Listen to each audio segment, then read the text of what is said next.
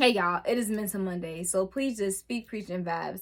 Now, I'm pretty sure y'all all been aware and been hipped about the last week's situation that happened back down in Texas on that deadly school shooting that was caused by Mr. Salvador Ramos, who had killed 19 students, also within killing 2 teachers. But before he did all that, this man had shot his grandmother in the face just so he can steal her car to drive up to the school and go cause all this. And he wanted to prevent her from saying anything that he knows she could say to want to talk him out of doing this. But then she also has still managed to call the police on him. Thank God. Wait a minute.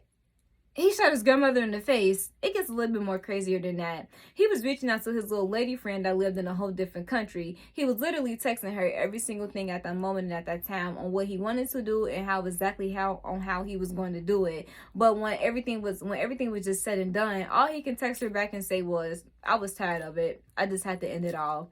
Salvador, what were you so tired of that you just had to end it all? You took innocent people's lives over issues that you had going on in your head? Like, huh? He was a local high school dropout with not a known criminal background on him. And also, this man had not one mental health issue that was wrong with him. This is when stuff really gets crazy, and this is what really get confusion on what's really hit the fan. This man had a Facebook page that was promoting all his acts of violence, had all his guns and all his bullets on there, just promoting on what he wanted to do, talking about school shootings. He also had other teenagers, or should I say young adults, following in his footsteps. I can't even say he had other teenagers doing that. Other teenagers wanted to follow in his footsteps and wanted to make other pages and wanted to promote stuff like this. And yes, it is very clear. I can tell the difference on how society had really took a big poll, or how mental health is looked at physically and how it was also looked at mentally, and how also is looked at, judged on differently, and how it was also acted on differently. And I'm just so stuck in confusion. If Salvador didn't have any type of mental health issue, I'm just really starting to come and believe that what is the true meaning behind mental health? So all these kids that's promoting all these type of acts of violence on this, is that not mental health? What is the real reasoning behind psychological disorders, having anxiety, having PTSD, having dissociative disorders, this having disorders up in early childhood, this having personality disorders just in general?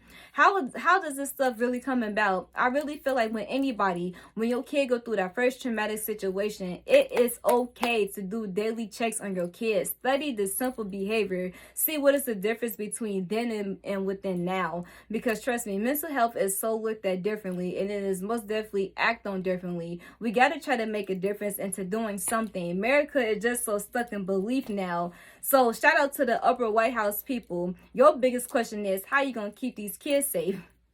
In my opinion, just put metal detectors in all schools. Take some of these cops off the streets. Well, take majority of these cops off the streets. Put them up in schools. Make them do their job and wanted to check this type of stuff on a daily, within making sure that the outside of any type of public situation that is involved around kids, make sure that it is safe. Put all those metal detectors up in these schools. Make all the grades, kindergarten on through up. Make sure the daycare kids even go through the metal detectors, because you just don't never know what is going on. And it's just so sad to do it, and we shouldn't have to do it, but the generation on how everything is looked at differently now, especially with all this mental health stuff, it is a whole different pose taken. That is the second deadliest school shooting that happened in the U.S. And trust me, we are praying for no more. We don't need no more. But with the way how mental health is looked at now differently, and we don't know how to proper diagnose it, and we don't know how to fix it, all we can do is just stay safe, just take it day by day, honey, because it is getting crazy out here.